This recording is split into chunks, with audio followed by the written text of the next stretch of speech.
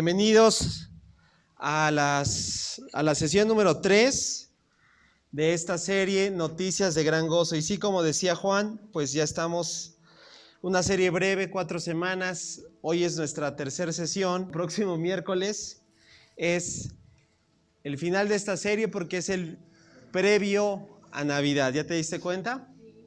Bueno, entonces, qué bueno que estés aquí.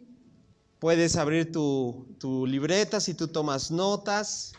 Y bueno, pues vamos a comenzar preguntando, ¿cuántos saben qué quiere decir Mesías? Porque antes de darte a conocer la tercera noticia, creo que es bueno, porque a veces damos por hecho que sabemos. ¿A poco no? ¿Te ha pasado? Una ocasión yo le dije a una persona que ya tenía bastante tiempo y le dije, ¿y qué significa Jesús? Y no sabía qué significaba Jesús, ¿no? Y eres cristiano, y a veces cuestiones como esas se nos van, ¿no? Y hablamos del Mesías, ya llevamos 2 profecías, hoy es la tercera profecía, pero a veces decimos, ¿y qué significa eso de Mesías? ¿Sí? Pues también por eso estamos aquí en esta serie, para que nuestro acervo bíblico vaya aumentando, ¿sí? Esto es algo bueno. Bueno, en hebreo, ahí está la palabra que apuntaló Isaías, que apuntalaron los profetas, que describieron, ahí está. Más o menos se pronunciaría de la siguiente manera. Meshaya, ¿sí? Una aproximación. No puedo pronunciarlo tal como un judío lo haría, pero es una aproximación, ¿sí? En el hebreo, esa es la expresión, Meshaya. Ahora, ¿qué significa Meshaya, no? Porque Mesías me dejas igual, esto es en hebreo. Bueno, aquí lo tienes. Di conmigo, el ungido.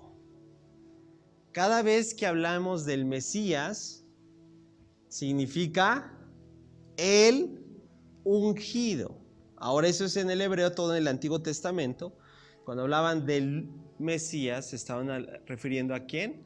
Al ungido. Pasamos al Nuevo Testamento. Mateo capítulo 16. El ministerio de Cristo causa revuelo. Hay opiniones. ¿Recuerdas? No necesariamente que vaya, solamente te lo describo. Bueno. Y entonces Jesús le pregunta a sus discípulos, ¿qué dice la gente que quién soy yo? ¿Te acuerdas? Y ahí algunos dicen que eres ni más que la reencarnación de Elías, otros de Jeremías. Ojo por los nombres que da, porque aún eso tiene mucho que ver, pero en otra ocasión te lo voy a platicar. O algún otro de los profetas, o sea, para resumen. Dicho sea de paso, nadie dijo algo malo de Jesús. Todos reconocían la integridad de ese rabino llamado Jesús de Nazaret. Y después Jesús les pregunta, ¿y quién soy? Parafraseado, para ustedes. Y ahí aparece una declaración famosísima, ¿no? ¿Te acuerdas? Que es ni más ni menos que del discípulo más atrabancado, por así decirlo, Pedro. Y dice, tú eres, y ahí está la declaración en griego, no en hebreo. Tú eres esto, en pantalla. Tú eres el Cristos, en griego. Di conmigo, Cristos. Muchas veces decimos que somos cristianos, pero ni siquiera a veces sabemos qué significa Cristo. Cada vez que decimos Cristo nos estamos refiriendo al Mesías. ¿Sabías? Cristos es la traducción del hebreo al griego, que quiere decir lo mismo. El ungido, ¿o quién? O el Mesías. Fue Pedro quien tuvo la revelación. Dijo, tú eres aquel que habló Isaías. Tú eres aquel que hablaron los profetas, tú eres el ungido, en pocas palabras. El Hijo del Dios viviente. Ese es el contexto porque dice Jesús, bienaventurado eres Simón, hijo de Jonás, que no te lo reveló carne ni sangre. ¡Wow! Excelente. Entonces, ¿qué significa Cristo? Cada vez que digas Cristo, ¿qué significa? Estás dando una alusión ¿a quién? Al ungido, es decir, ¿a quién? Al Mesías. Bueno, ya aprendiste algo en esta noche, tal vez si no lo sabías. Los que ya lo sabían, bueno, pues es un recordatorio, ¿sale? ¿Estás listo para hablar de la noticia número 3? ¿Sí? Los que toman notas, a la 1, a las 2 y a las 3. Di conmigo, gobernante eterno. Que se escuche fuerte. 1, 2, 3. Gobernante eterno. Es la noticia número 3. ¿Quién recuerda las 2 noticias anteriores, que son 2 profecías? De hecho, bueno, van a ser 4 profecías.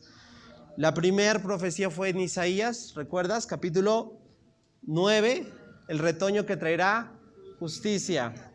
La semana pasada fue un niño sin igual. ¿Cuál fue la profecía? ¿Isaías también fue? Ok, muy bien. Y ahora vamos a utilizar otra profecía de otro profeta contemporáneo a Isaías precisamente. Y una profecía también muy peculiar, muy distintiva, porque es el único profeta dentro de todas las profecías mesiánicas, esto es solamente particular de este profeta, que va a declarar no solamente la llegada del Mesías, sino el lugar de donde va a provenir. Increíble. Con precisión, y ahorita lo vamos a abordar. Ese profeta fue Miqueas. Púntalo. ¿Quién? Miqueas. Contemporáneo de Isaías. ¿Recuerdas la situación que hemos estado hablando? En un periodo donde estaba por caer también ya el reino del sur, ya había caído el reino del norte. Estamos hablando de una situación de parte de los enemigos de Asiria para gobernar a el pueblo de Israel. Y es ahí donde aparece una nueva profecía. En Miqueas, si tú tienes tu Biblia, acompáñame. Miqueas capítulo 5. Solamente vamos a hacer una breve exégesis de estos primeros 5 versículos. 5 primeros versículos que tienen una gran profundidad, una implicación. Y di conmigo, y una noticia, dilo fuerte, y una noticia de gran gozo. Yo espero que las noticias anteriores te hayan producido eso, ¿verdad? Porque hasta el día de hoy tiene una aplicación práctica para nuestras vidas. Y esta no es la excepción. Antes de leerlas, vamos a pedirle al Señor que nos ayude. ¿Te parece? Nuevamente, Señor, te agradecemos en esta noche el que podamos estar aquí. A ti se ha dado toda gloria. Gracias por cada uno de los asistentes que hoy han dispuesto en su corazón seguir aprendiendo, seguir poniéndose a que tu palabra, como lo es, nos siga tratando en nuestro corazón y en múltiples acciones que debemos de tomar en cuenta. Por eso hoy nos disponemos. Te pedimos, precioso Espíritu de Dios, que alumbres nuestro entendimiento, que nos ayudes a darnos cuenta de las grandes verdades que trae tu palabra y que nos ayudes para orientarnos a la aplicación adecuada. Te lo pedimos en el nombre de Cristo Jesús. Amén. Bien, ya estás en Miqueas capítulo 5, de esos libros que dice ¿dónde está Miqueas? ¿Va? ¿De dónde lo encontramos? Bueno, yo espero que ya lo tengas ahí. Vamos a empezar a leer versículo por versículo, ¿te parece? Y vamos a ir comentando, hablando todo lo que hay detrás de cada versículo. Al menos estos primeros 5 versículos. ¿Listo? Bueno, comienza así. Formen las tropas. Desde ahí ya empezamos, como dicen algunos, mal. Porque te está hablando de un contexto ¿de qué? De guerra. Como te decía, la situación que estaba atravesando el pueblo de Israel no era buena. Y esto es nuevamente, es prácticamente igual que las dos noticias anteriores. ¿Te diste cuenta? Y de hecho, bueno, te anticipo, la próxima semana también es la cuarta y última noticia de la serie y también tiene contexto negativo. Fíjate, a pesar de lo que podemos hoy observar en nuestros días, a pesar de lo que hoy pensamos que podría venir, porque las situaciones de hoy en día están a todo nuestro favor, a veces pensamos que tiene que también las cuestiones posteriores a esto tienen que estar a nuestro favor. Y cuando no están a nuestro favor, nos frustramos tanto. ¿A poco no? O caso contrario, podemos pensar que como el contexto está negativo, lo que viene también será negativo. ¿A poco no? Eso es una tendencia muy humana que todos tenemos. Es decir, podemos hoy el día pensar que porque las cosas van mal en mi propia vida, en mi familia, en la cuestión de salud, económica, etcétera, etcétera, pues lo que viene seguirá siendo algo negativo. Pero no es el patrón que hemos visto en las profecías. Contexto negativo trae consigo noticias de gran gozo. Wow. ¿Cuántos saben que la diferencia solamente es posible cuando Dios está presente? Si Dios está presente en tu vida, familia, podrás tener el contexto más negativo, más oscuro, podrás estar pasando la situación más tormentosa, hablando en diferentes áreas en tu vida, en Dios siempre habrá noticias de gran gozo. Alégrate, familia. Mira, formen las tropas, ya empezamos mal, otra vez guerra, otra vez viene Asiria, otra vez vienen las cuestiones que hemos hablado, que Isaías también habló. Miqueas, contemporáneo de Isaías, también habla de esto.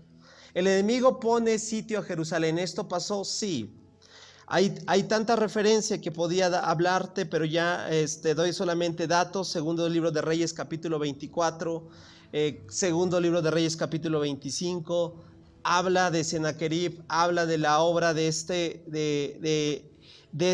emperador que estaba poniendo sitio. Es decir, estaba trayendo ya su ejército para poder prácticamente una muralla en Jerusalén. Y dice Miqueas, como una vara golpeará al líder de Israel en la cara. Así o más directo. Y podemos hablar un poquito más de esto. Podemos referirnos con nombre propio a este rey que estaba. Podemos hablar de este juez de Israel, Ezequías.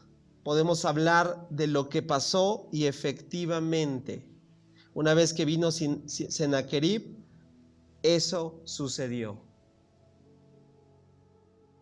Prácticamente el reino de Israel, de Judá, fue a su merced de este emperador, de este gobernante tirano. Entonces, volvemos al punto, noticias malas. Algo inminente está por suceder a Israel. Nuevamente la idolatría, todo lo que Dios habló por mucho tiempo para que lo trataran en su momento, no lo hicieron y la consecuencia es inminente. Y lo hemos hablado en esta serie una y otra vez. Dios es un Dios de tiempos, Dios nos da gracia y misericordia, pero Dios jamás podrá ser burlado.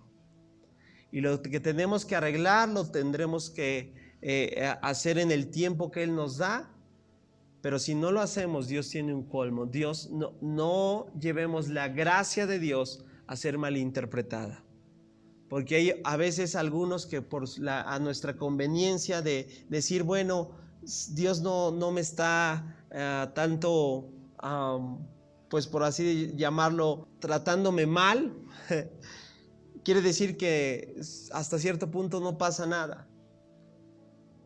¿A poco no? Podremos malinterpretar eso. Creer que Dios aprueba las cuestiones pecaminosas en nuestra vida, eso es mentira. Lo único que estamos experimentando es que Dios es lento para la ira, es grande en misericordia, pero que va a traer un justo pago, lo hará sin duda. Entonces, aquí ya vemos que se vislumbra el proceso final por el cual el pueblo de Israel ya había tenido un tiempo, un proceso que no había entendido. Eso era diferente. Ahora viene lo inminente, pasó, sí, se registró la caída y todo lo que te hablé la semana pasada y la antepasada acerca de lo que pasó en el periodo del exilio fue muy duro. Pero en ese contexto aparece ahora sí, versículo siguiente, la profecía. Versículo 2, contrastando lo que había ya anticipado Miqueas. Pero tú, oh Belén, ojo ahí, pero tú, oh Belén, Efrata, ahorita voy a explicar qué significa eso. Pero tú, oh Belén, Efrata, está profetizando sobre una ciudad y más específicamente sobre una aldea que casi ni podía tener el rango de una ciudad. ¿Sí? ¿Te ha pasado que te dan una dirección o un lugar que no conoces y que casi te tienen que dar como referencia otra ciudad para que des con ello? Casi como dice, ¿dónde queda ese rancho? O sea, no lo hablándole en términos despectivos, pero es muy pequeño que dices, tendré que referenciarlo con la ciudad un poquito más adelante o que es cabecera, como decimos hoy en día, para llegar y darnos cuenta. Es algo similar lo que está diciendo Miqueas, por eso va a utilizar este término, o Belén, Efrata. ¿Eres solo una qué? Pequeña aldea, ahí está. Eres solo una pequeña aldea. No tenía más allá de las 500 personas. ¿Te imaginas? Ahora, algo muy importante para ir comprendiendo. Estamos hablando de que el título de esta noticia es un gobernante, ¿cierto? La Reina Valera lo traduce como Señor. También podríamos traducirlo como Rey. Ahorita cantábamos Jesucristo es Rey. Bueno, en estos tiempos, para poder ser considerado rey, escucha con atención, esto es asombroso, tenía que provenir de una ciudad distinguida. Uno de los requisitos que se estipulaba era poder tener un renombre desde la ciudad de donde provenía. ¡Wow! Desde ahí me golpea algo mi corazón, ¿sabes? Que el Rey de Reyes, el Señor de Señores, vino a contrarrestar todo eso, lo que este mundo persigue y lo que este mundo da como algo de importancia, para el Señor no lo es. Tú, Belén Efrata, eres solo una pequeña aldea entre todo el pueblo de Judá. Entonces, ¿era candidata para poder, digamos, levantar a un gobernante? La respuesta es no, porque era pequeña, era insignificante, era un rancho ahí, un pueblecito, ¿no? Escondido. ¿Te acuerdas de la declaración de uno de los discípulos de Jesús? ¿Sí? ¿De Nazaret puede salir algo bueno? ¿Algo cómo lo comprendían culturalmente? O sea, no estamos hablando de o sea, como a ver, San Martín Texmelucan, ¿qué lugar configura en el mundo? Digo, algunos cuando doy la ubicación digamos a gente de otro estado y dice, hasta lo pronuncian mal, ¿qué? ¿San Martín qué? No es conocido tal vez. Bueno, no me quiero desviar. No obstante, aquí dice, de ti saldrá un gobernante para Israel. Ahí está. Le da el título. ¿Un qué? Gobernante para Israel, cuyos orígenes vienen, wow, desde la eternidad. Ahí está hablando en alusión a la preexistencia de Cristo. Cristo no fue alguien creado, sino no sería Dios. Dios existe desde la eternidad.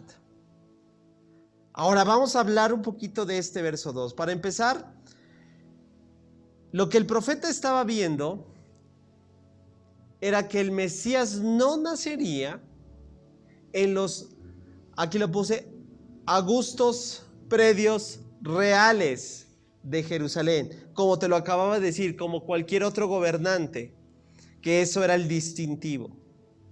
No, el Mesías no iba a nacer en los lugares más importantes, sino más bien en Belén, entre lo insignificante de los clanes de Judá. De por ahí, ¿verdad? ¿Desde dónde se le da ese nombre? Ahorita lo vamos a ver. Y ni más ni menos porque recuerdas la profecía que había dado, que vimos, por eso la puse antes que esta, el retoño que traerá justicia, de la casa de David, ¿cierto? Y David tenía un padre, ¿cómo se llamaba? Isaí, muy bien, felicidades. ¿Y sabes de dónde se consideraba que venía, o de dónde se le decía a Isaí que provenía? Se le decía que Isaí era, así lo dice la Biblia, ahorita vamos a ver, un efrateo. Ah, ¿te dice algo eso? ¿Isaí quién era? Un efrateo. Mira, para que lo puedas ver. Primer libro de Samuel, capítulo 17, versículo 12. Ahora bien, David era un hijo, está hablando del rey David, ¿sí? De ese que Isaías habló acerca que vendría del linaje de David. Era un hijo de un hombre llamado Isaí, y ahí lo dice, ¿un qué? Un efrateo de Belén, porque a los ciudadanos de Belén se les conocía como efrateos, y ahorita vas a ver por qué. De la tierra de Judá, en ese tiempo Isaí era anciano y tenía 8 hijos. Ok, ¿vamos bien? Guarda eso de 8 hijos, porque lo vamos a necesitar más adelante. ¿Vamos bien? Ahora, ¿de dónde proviene esta región? Esta región ni más ni menos que está registrada desde Génesis. Génesis capítulo 35, versículo 19, presta atención. Así que Raquel murió y fue enterrada, ahí está. ¿De dónde surge esta nación? En un camino. ¿En el camino a qué? Ahí está. Y ese lugar, ese camino donde Raquel murió y fue enterrada, y eso también tiene otra explicación. ¿Por qué crees? Nada en la Biblia está porque sí. Desde donde murió Raquel hacia donde se fue destinando toda la profecía, todo apuntaba al Mesías. Es increíble. Porque ahí ese camino que se llamaba a Efrata, ahí surgió el lugar llamado hasta el día de hoy Belén. Y de ahí nació Isaí. Isaí fue el que engendró a David. Y del linaje de David vino el Mesías. Desde algo despectivo, Dios lo utiliza para sus propósitos grandes, gloriosos. Belén, nadie daba, como decimos hoy en día, un cacahuate por esa ciudad, por ese pueblecillo. Pero te voy a decir algo, de esa ciudad hoy en día es una de las ciudades, ahorita os voy a traer una fotografía de lo que es Belén el día de hoy, de las más concurridas en todo el mundo. Bueno, lo que acaba de decir Miqueas, claro que se cumplió y lo vemos evidenciado en el Nuevo Testamento. Fíjate cómo esto que dio el profeta Miqueas, obviamente todos los eruditos en el tiempo donde nació Jesús sabían de dónde iba a provenir. Preguntaron, aquí está Mateo capítulo 2, versículo 4 y 5, ¿recordarás este pasaje? Mandó llamar a los principales sacerdotes y maestros de la ley, los conocedores, ya estamos hablando en los tiempos de Jesús. y les preguntó, ¿dónde se supone que nacerá el Mesías? Los maestros de la ley religiosa, escucha, ¿tendrían que conocer las profecías? Claro que sí. ¿Cuál es la respuesta? Versículo 5. En Belén. ¿Por qué contestaron eso? Le dijeron, porque eso es lo que escribió. ¿A qué profeta se refería? A Miqueas. ¿Se cumplió? Se cumplió. ¿Vamos bien? Versículo 3, regresamos a Miqueas capítulo 5. Aquí está la foto. Como que se me pixeleó un poquito, pero este pueblecillo hoy en día es Belén el día de hoy. No das mucho ¿verdad? Por esa región, pero a fin de cuentas aquí marca un principio. Este gobernante que va a ser defensor de Israel, que es defensor de Israel, de su pueblo, no vendrá con los parámetros humanos que todo el mundo busca. Este rey, este gobernante, proviene de un origen más humilde que aún dentro de la geografía de aquel tiempo ni siquiera sabían dónde estaba. ¿Te dice algo? Este gobernante es humilde en todos los sentidos. Muestra, evidencia claramente que él vino a servir y no a ser servido. Y desde la misma ciudad que él eligió, desde donde se tendría que cumplir todas las profecías, da evidencia que para los parámetros de este mundo, su gobierno no es como el de este mundo. Por eso Jesús, ¿recuerdas que él dijo, mi reino no es de este mundo? Él dijo, ¿saben que los gobernantes de este mundo se enseñorean, verdad? Son, bueno, todo lo que hemos visto en varias ocasiones. Pero él dijo, más entre vosotros no será así. ¿Te dice algo? El corazón de este rey viene a mostrar humildad en todos los sentidos posibles.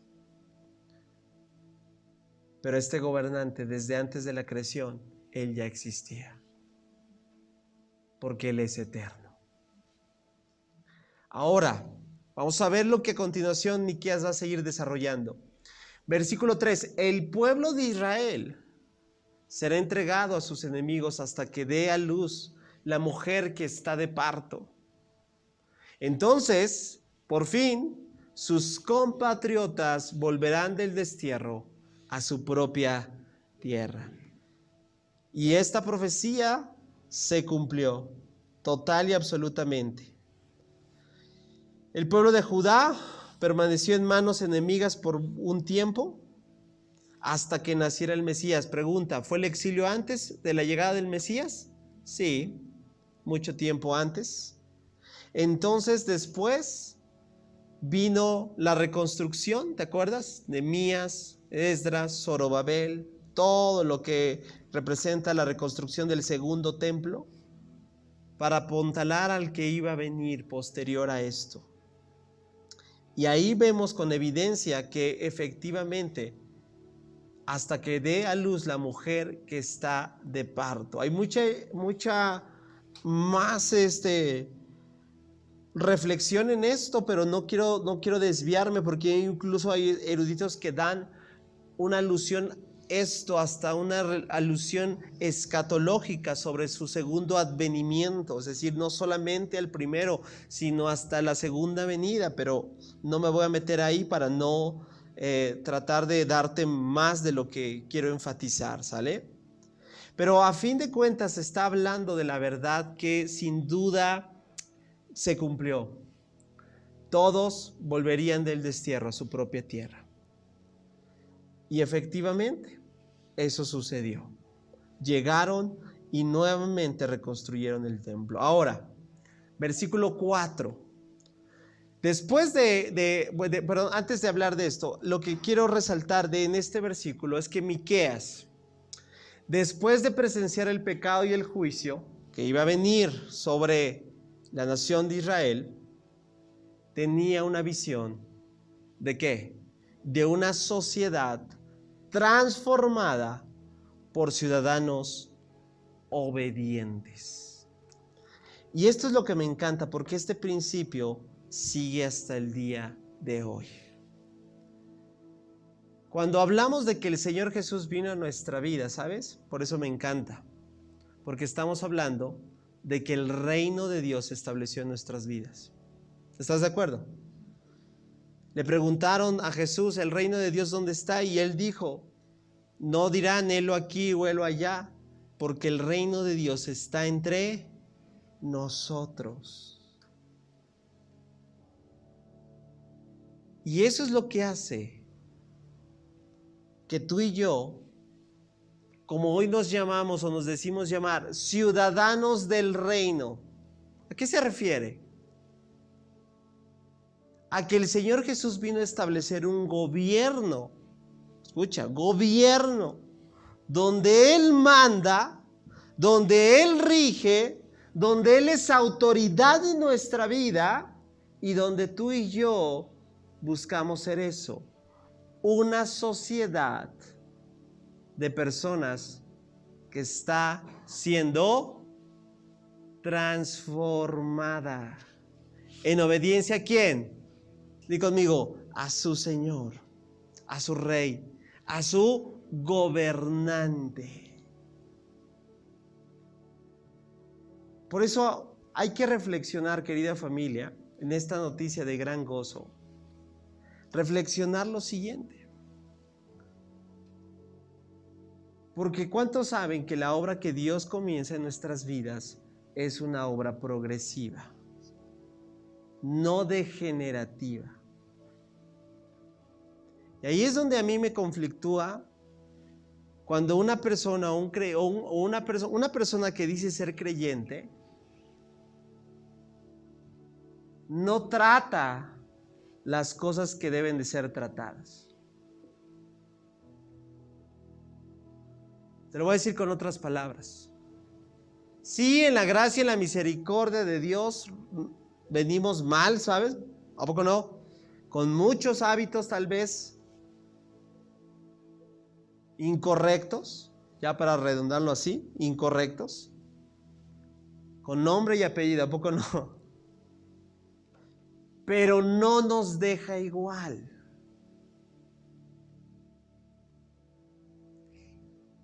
Esa es la gran diferencia. Que alguien que ha reconocido el gobierno de Cristo, su señorío, que entiende los principios del reino, que sabe que Dios vino a transformar su vida, que nos ha dado una ciudadanía, no permanece de la misma manera. Voy a tratar de ejemplificarlo con ok. Imagínense, un ejemplo, tal persona, ok, viene el Señor, era alcohólico, o es alcohólico, o le gusta el trago.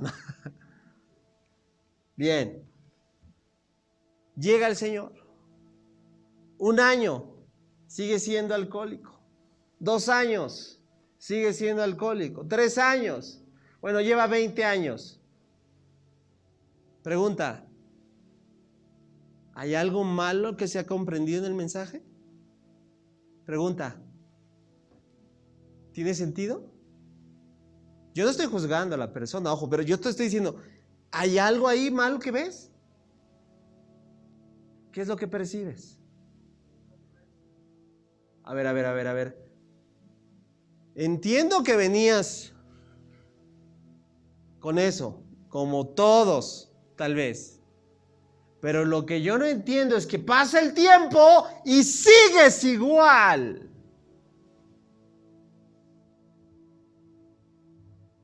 Porque el gobierno que Dios vino a establecer es una sociedad transformada por ciudadanos. Wow, dale un aplauso al Señor. Lo vamos comprendiendo. Yo no estoy diciendo ciudadanos perfectos.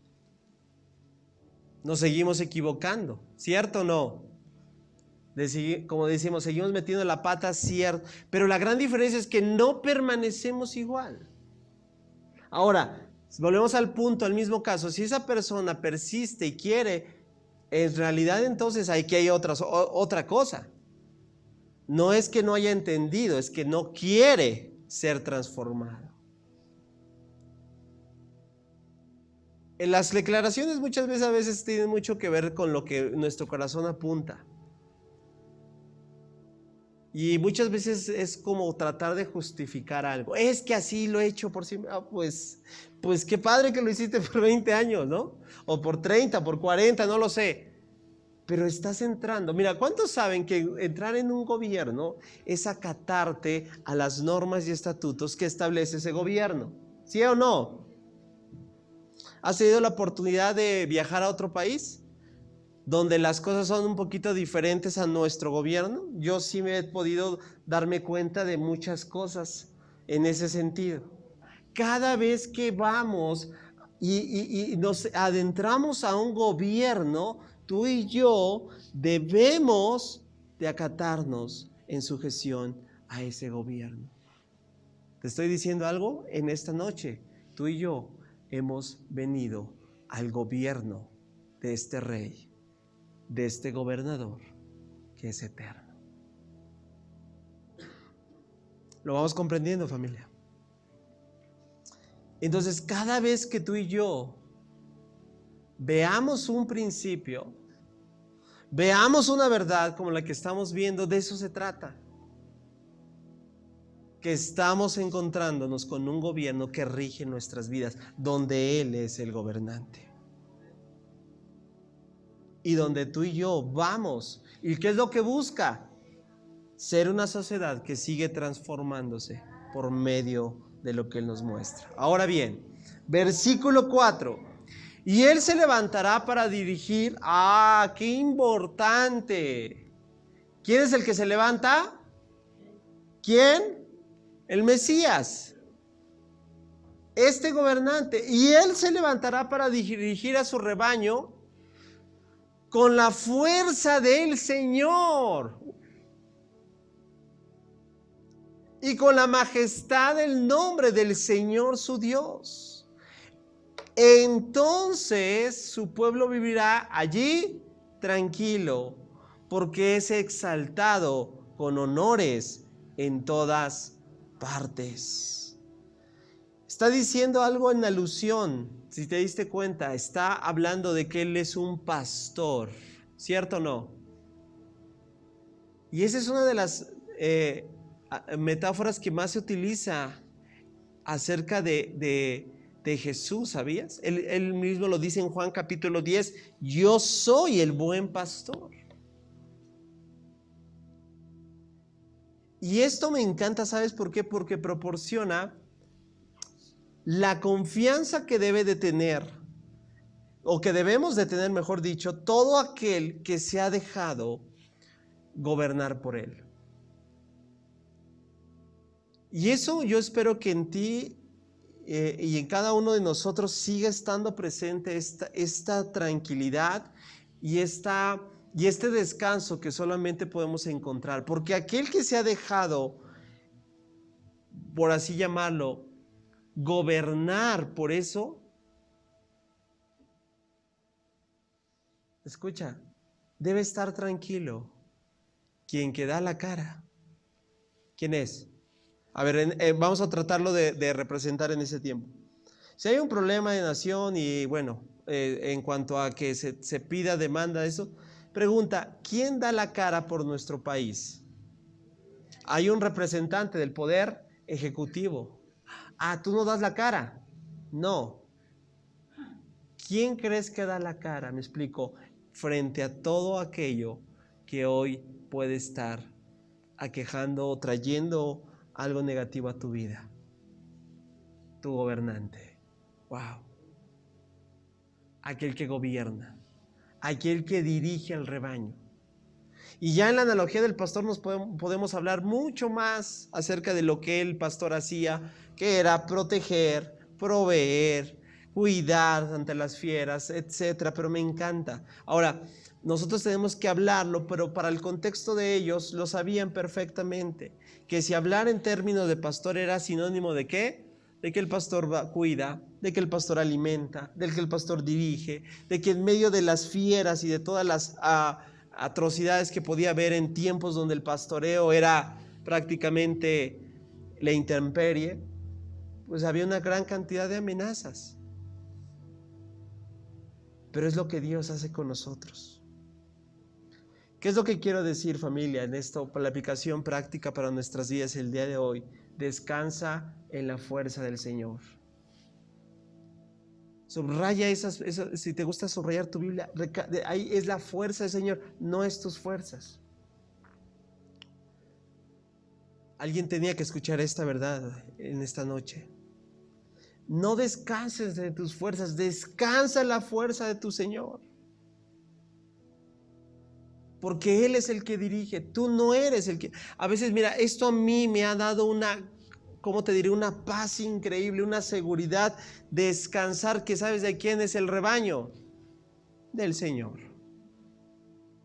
Yo solo hago una función, pero el que realmente dirige, el quien realmente lo lleva, el quien realmente lo alimenta, ¿sabes quién es? Es Él. Wow. Y entonces en la fuerza del Señor, dice, el pueblo vivirá. ¿Cómo? Tranquilo. Pregunta para todos. No importa la situación. Aquí no es digas, porque nos encanta. Cada quien tiene un gran argumento a veces. ¿Eh? A ver, pregunta para todos. ¿El día de hoy estás tranquilo? No todos. Qué bueno que seas honesto. Pero ¿sabes qué viene a nuestra mente? Pero no, y ¿a poco no? Y hay ansiedad. Y las preocupaciones del día a día. Y es que el dinero, los hijos, la familia y la salud. Y empezamos, sí, como te dije, tenemos muchos argumentos válidos tal vez. Pero aquí yo no observo que el Señor diga, bueno, mientras tus argumentos sean válidos, podrás vivir intranquilo. No, entonces su pueblo vivirá allí como... La noticia de gran gozo es que no depende de nosotros. Las noticias de gran gozo, esto que viene a traer este gobernante que es eterno, viene a recordarnos que tus planes y sus propósitos y su gobierno es perfecto y nadie sale fuera de su control. Alguien dele un aplauso fuerte al Señor.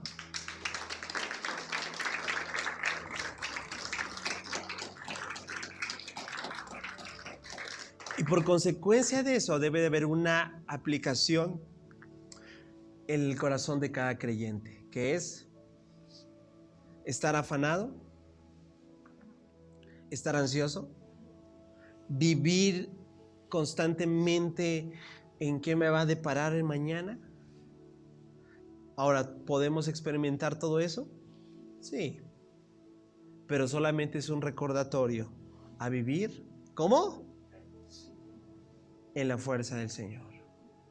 Ahí hay tranquilidad. Él sabe sus planes, Él tiene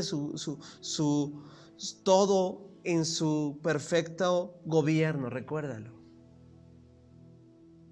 Y vamos entonces a apuntalarnos a lo que Él va a dar. Fíjate, porque aquí me encanta. Y Él será, wow, fuente de paz. Él será el Shalom. Está aquí usando algo que para los judíos es muy importante. Por eso hasta el día de hoy se saludan de esa manera. Shalom. La fuente de paz. Fíjate esto. Me encanta porque yo me puse a analizar el gobernante, bueno, no estoy hablando de nadie, pero hoy en día los gobernantes del mundo, seamos honestos, no son fuentes de paz. Son todo lo contrario, muchas veces son fuentes ¿de qué? De guerra, ¿a poco no?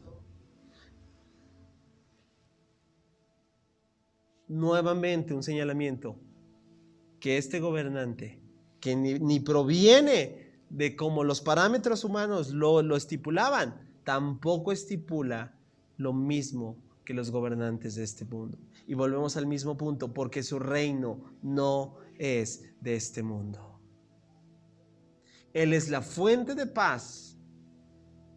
Fíjate cómo dice, cuando los asirios invadan nuestra tierra, que eso va a suceder, fíjate, va a suceder, va a venir, y fue. Hicieron despojos, ¿verdad? Y hicieron gran caos, penetraron en nuestras defensas. Nombremos a 7 gobernantes para que nos vigilen. Me encanta esto, ahorita te lo voy a explicar. Y a 8 príncipes para que nos dirijan. Escucha bien, para en este tiempo los hebraísmos eran muy populares, frases propias de aquel tiempo. Para los judíos el número 7 es el número de la perfección. Y para hablar de algo que es más allá de plenitud utilizaban el 8. Y fíjate que está diciendo aquí, no está diciendo vamos a traer soldados, no vamos a traer a alguien que trate seguridad.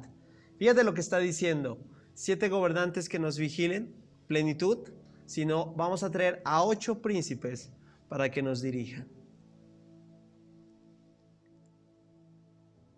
¿Cuántos hijos tenía Isaí, recuerdas? ¿Cómo se consideraba en ese tiempo? Un hombre pleno, más que pleno. Ahora, aquí hay algo precioso. Está hablando que de la fuente de paz no será confiada, porque hoy en día, ¿cuántas personas estén custodiando? Mira, para todos, ¿verdad? ¿Cómo te sentirías más seguro si en tu cuadra hubiese una cuadrilla de 12 policías municipales o de un policía municipal?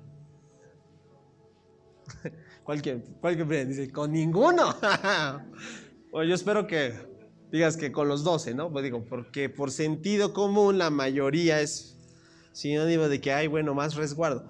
Pero escucha, lo que está diciendo aquí Miqueas no es un asunto que tiene que ver con el mayor número de personas.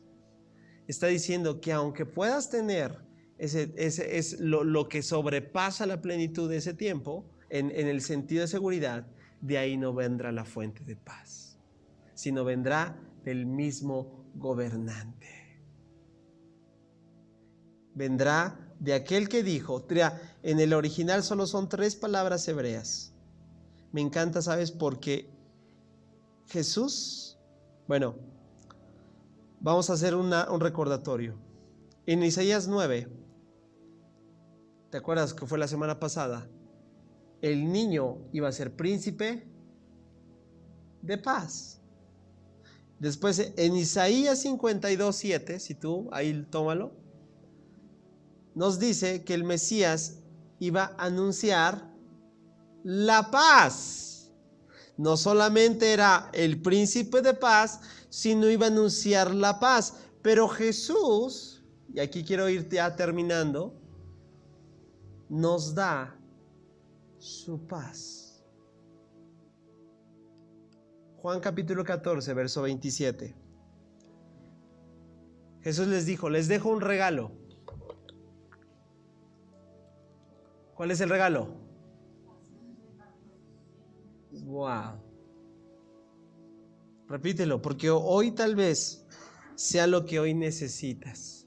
La noticia de gran gozo tiene que ver con que el gobernante que gobierna tu vida te ha dado un precioso regalo y se llama paz en la mente y en el corazón.